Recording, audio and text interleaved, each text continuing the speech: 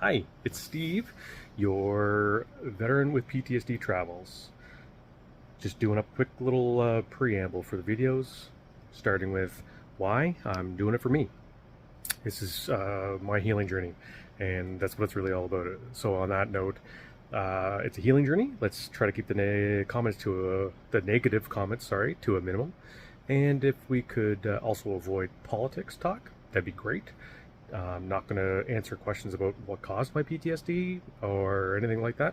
I'm looking to the future, not the past, which is the first step. So, yeah, why don't you follow me on my journey? Thanks.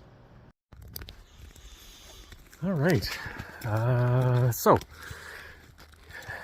in yesterday's video, I had mentioned that I was going to talk about my next trip, Antigua. However, I think I would be remiss if I didn't actually discuss the issues that were facing me due to PTSD for my initial trip to Italy. Much nicer day here today, by the way, as you can tell. The glasses are on because it's compared to yesterday's feels like minus 15 with the wind chill. It is feels like I believe it's +4 already, and it's not even noon. So yeah, but big difference today. You can tell by the hat. Beautiful sun. I'm actually gonna walk down to the spot where I do the sun worship and do some stretches and some yoga and stuff like that. Anyways, the point is that yeah, I'd be remiss if I didn't mention what some of the issues were coming from that trip. So obviously, due to my injury stemming from flying, just the thought of jumping on a plane for the first little while was absolutely brutal. It was terrifying. Thought about going to go see, a couple of my children that are in Ontario, and then or friends and family that are also in Ontario. And it was as soon as I think about it, cold sweats, and my mind would race. I'd start to go manic basically, and I couldn't settle down. I was not all right in that instance. So it took me a very long time to work on it and the issues surrounding it before I could even think about flying without having, a panic attack. When I finally was able to think about it, then it was obviously a different story. At least I could think about it. One of my other difficulties actually stems from living where I am now. I forgot to look at the actual distance as the crow flies, but the cottage that I live at, we bought out here in the middle of the woods to be away from the base that I used to fly from. And this base is, I think it's about 30 to 35 kilometers as the crow flies to that location. It's 50 odd kilometers. No, I think it's more than that. I think it's 55 kilometers ish from here to drive there. And it takes almost an hour because you can't just take the back road in. It is very, it's very rugged out here. So, anyways, the point is 30 kilometers away.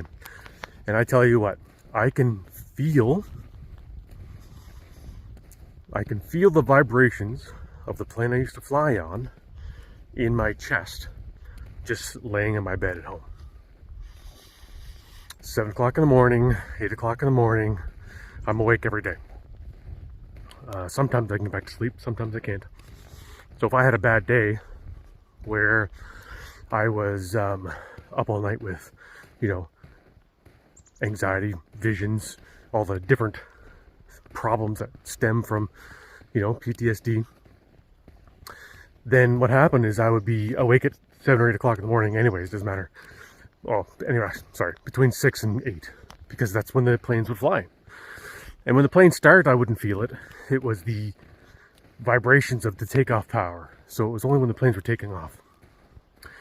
But that was enough to set me off for the next, hour or two.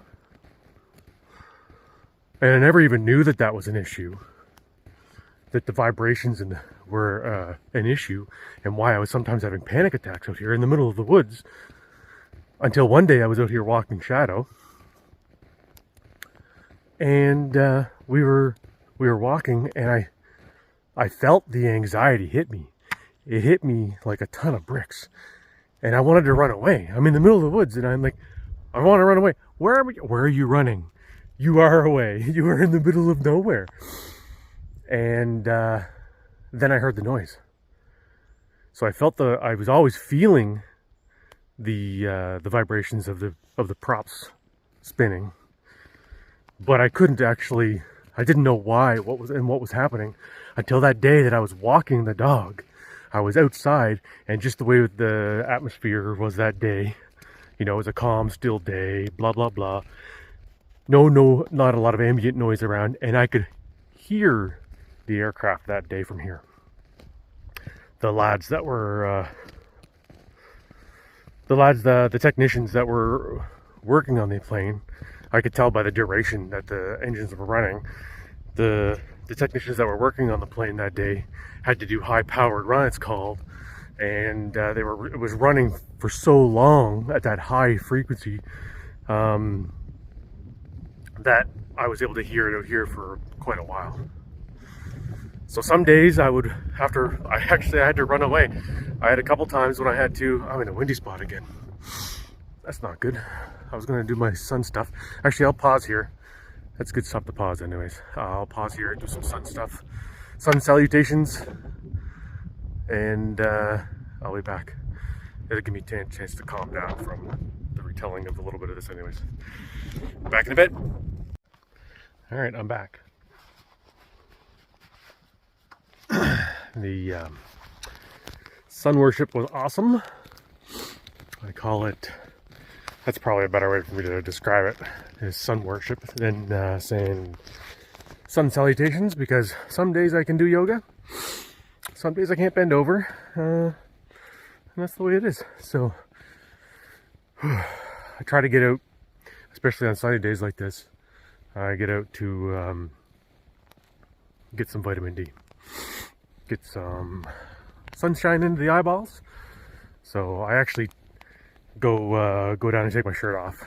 So I'm down there just in pants, and I say good morning to the sun. And by the way, I was wrong.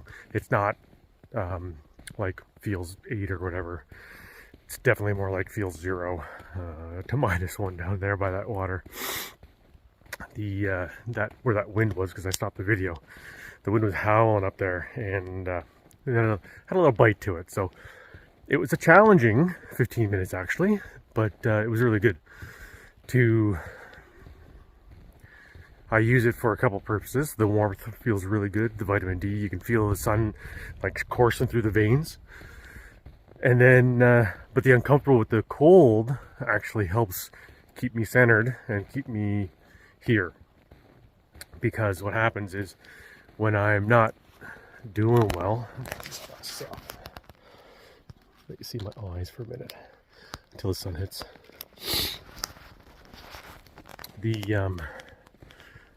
Yeah, I don't know, that's gone. Doesn't really matter. The point is, back to PTSD and flying to Italy. So I had a lot of problems with flying to Italy before flying at all, as I mentioned, and the sun worship was good, getting me broken from that line of thought anyways. So once I was able to finally think about flying, I was able to try to book places. But as I mentioned yesterday, I couldn't find a place that I felt safe going. And when I finally found our friends that were in Italy, and I thought about it, and when I booked the trip, I was comfortable. I wasn't afraid.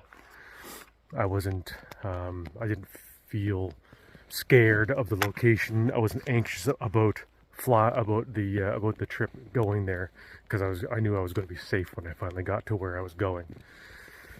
So I just had to deal with the uncomfortable of airports and crowds and noises and people and planes and pain.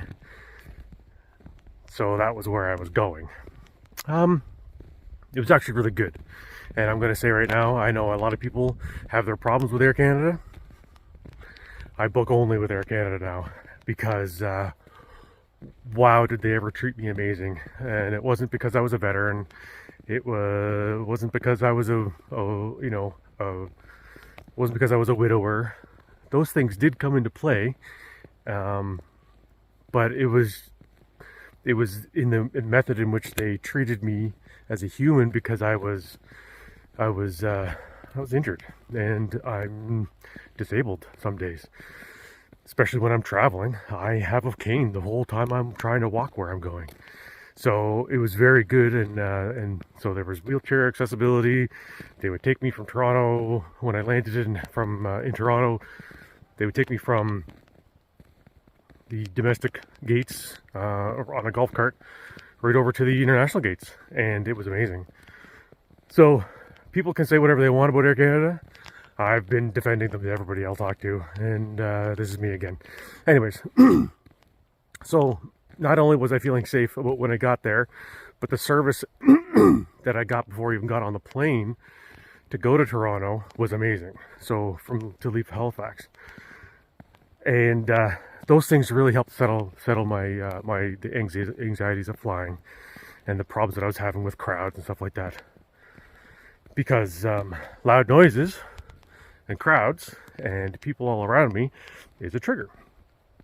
So those, I mean, obviously I was going from the middle of the woods to the middle of everything, going to a city. It was pretty intense. So I ended up flew to Toronto, from Toronto to Zurich, and then Zurich to Naples. And it took me, I think it was 30 hours by the time I got there. I was fried. Did I sleep in the plane? Sure I did. But you know, I mean, do you really get much sleep in the plane? How was it? So it was good. Dealing with the PTSD portions and the anxiety and everything like that was actually really good. Once I finally got there, and it was a lot of work was put into myself to know that I was safe and to feel safe. And I found some of the staff that I could trust. One of the staff members, actually, she was the head flight attendant for the flight across the pond. She was amazing, and she was actually the first one that was instrumental in my was the big game changer for my flight. She came up to me and said, well, I was sitting down, and I hadn't even told anybody about my wife. I told one person. It was the one that I checked in with when I checked into the gate. She said, "I am so sorry to hear about your wife." And I was shocked, because I hadn't obviously told her or anybody else on the plane. And so she's like, "Don't you worry, I'll take care of you. You're in good hands." And God love her. It was again, it was just a lot of those experiences. Oh, another dog. Come to see my dog. Well, I'm being followed by another friend, so that's funny. I don't know who it is, but it's all right. So anyways, yes, the flight to Italy was actually amazing. The crowds were good. They were manageable, because again, I kept myself in safe places, and I kept myself away from the busy crowds as best I could. I was pushing a lot of boundaries just doing this trip in the first place. I didn't really feel like pushing all of them. So, I bought noise canceling headphones to listen to music. So I have special PTSD music sounds. It's different. It actually fires off at different pulses at different vibrations, and then has different noises. Plus the noise canceling headphones portion of it actually was great at blocking out a lot of the noise problems, so that really helped. And then what else helped was, not going into busy crowds, not being in the middle of whatever, of all the people. If I had to sit down, I tried to, yes, is it avoidance? Absolutely it is. But again, I was doing what I had to do to get this trip done, and then I'm working on all the other pieces as I go. So anyways, I would sit, on the outside of a crowd, or I would sit somewhere else. And that advice followed me well everywhere I went. Sitting with my back to a room was really rough, still really rough. Sitting in the middle of a restaurant, not so good at that. Anyways, this is not about all those things. This is just about my trip to Italy, and it was really good. Everything went, again, I keep saying it went really good, it went really well, and it did. I was in agony when I finally arrived. My back was killing me, sciatica. I couldn't feel my left foot, so it was the good thing that I had the cane. And in fact, there's worse pains than complete numbness of a limb. It involves, with the herniation that I have, the pain, if it herniates enough onto the nerve, I actually have stabbing in my groin. I'll just leave it there. So all those things were happening by the time I landed and arrived at our friend's place. However, because it was 10 months since Michelle had passed at this point, right? That was the first time in 10 months that I had slept. I think it was I'd have to ask them. I think I slept for 14 hours in their house, in that bed that first night. The exhaustion really helped. But I mean, at home, even if I hadn't slept for 30 hours, which had happened multiple times, I would only sleep a couple hours. So I felt safe. So there's number one tip for anybody who's struggling with not just PTSD, anxieties, or anything like that. Find a place where you feel safe. That's the key. That's the first step. If you feel safe, you can expand your horizons so far. And that was the biggest lesson that I learned that day, was expanding my horizons and expanding my, I'm looking at Shadow running through the woods. I have to make sure the water got so high that some of these woods still has a lot of water in them. I don't want to go through ice or anything like that and get into the lake. Yeah, it was safety. So being out here in the middle of the woods, it's easy to feel safe, except for the wildlife. But wildlife you could deal with. Wildlife's a hell of a lot easier to deal with than society and people. So the cottage is easy to feel safe. It's not easy to feel safe everywhere else. But learning how to mitigate and learning how to cope with not being safe, or making yourself as safe as possible, really helps with all of my, it starts to help with all of my issues. It doesn't fix it. That's going to take a long time before I'm ever considered fixed, I think. I don't even know if that's possible. But coping and making the best life possible is absolutely possible. And that's where we're starting. So, safety. The word of the day is safety. That's what I got to do for my videos. Maybe make a word of the day for every day. I'm probably not going to do that. I'll forget. But anyways, today's word of the day, safety. Feel safe, and you can go much further with everything. That goes for everybody, obviously. But most people don't struggle with safety every day. Although, I am going to say that when all of this started, and I said that I didn't feel safe anymore, I started paying attention to the world around me, in the fact that as a, straight white man who's not a small dude, I've never felt unsafe in the world. And that's a lie. I've felt unsafe in a couple places in the world through work that I've been in different countries. But walking around town, walking around outside, walking around people, walking around crowds, in the middle of a city, in the middle of Toronto. I had never, ever once felt unsafe until my PTSD started. Now I feel unsafe all the time, unless I work positively on correcting that situation. However, I'm going to give a shout out to women. My God, apparently, women are paying attention to safety all the time, and it's definitely a male privilege. I'm not going to go too far into these things, the politics of all this stuff, because I don't want to do that, and I don't want this channel to become that. But I'm going to mention it once in a while, because if this is how I feel on a regular basis now, man, oh man, I have a better understanding of the struggles that my female friends have struggled with their whole life, and my children, 3 girls, right? So trying to make sure that they're all feeling safe and everything like that at the same time, and they know how to protect themselves in a world. And it's really important now for me to help them and then my friends to understand how to feel safe again. So I guess this is just my awakening to the world around me. I'm really not okay that I had to get PTSD to come to these conclusions, but I'll make the best of them, and that's where I'm at.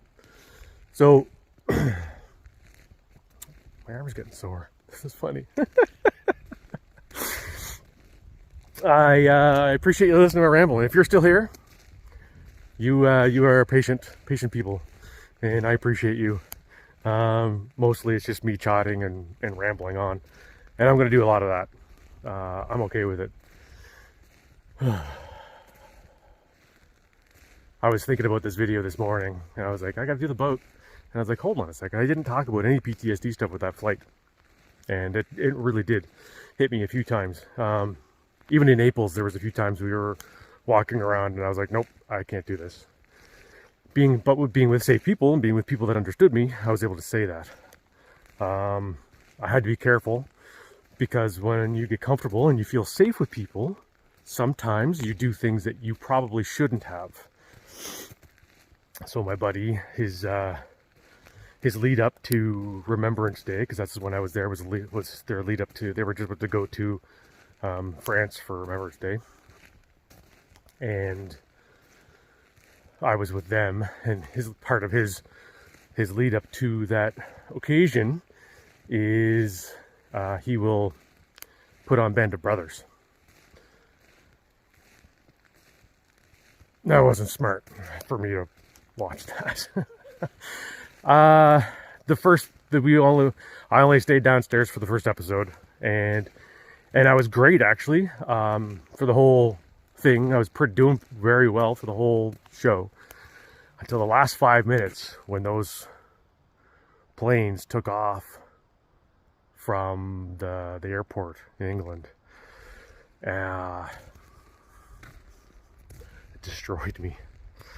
I had a 4-hour, they didn't even know, because I went into the bathroom and I cried myself. I rocked in a circle. I sat in a ball. I was a mess. So, I don't watch war movies anymore.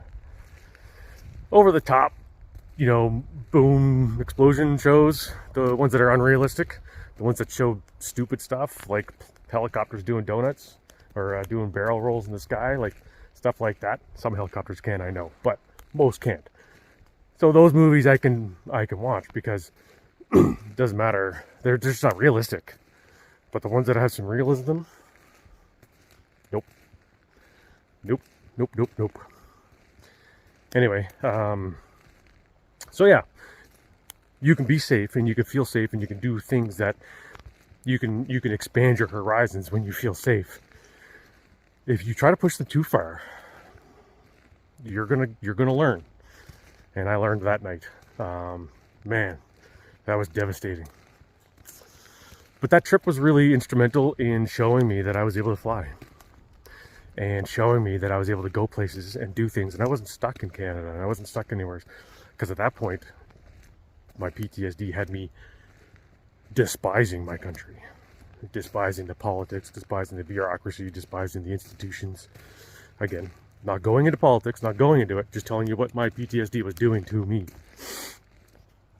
And so I needed to get out, and I did. I finally got out. So my next trip was then, I got home. Actually, the funny thing is, before I even left Italy, I found a boat on Yacht World that I was looking for. And I contacted the broker. And less than 24 hours after I landed in Halifax, I was flying to Antigua. So that's the next trip. Anyways, thanks for listening. Thanks for holding on. Got a little bit rambly there. Hopefully it wasn't too preachy. And but I appreciate everybody and all your I appreciate your patience and maybe listening to me keep going. Have a good day.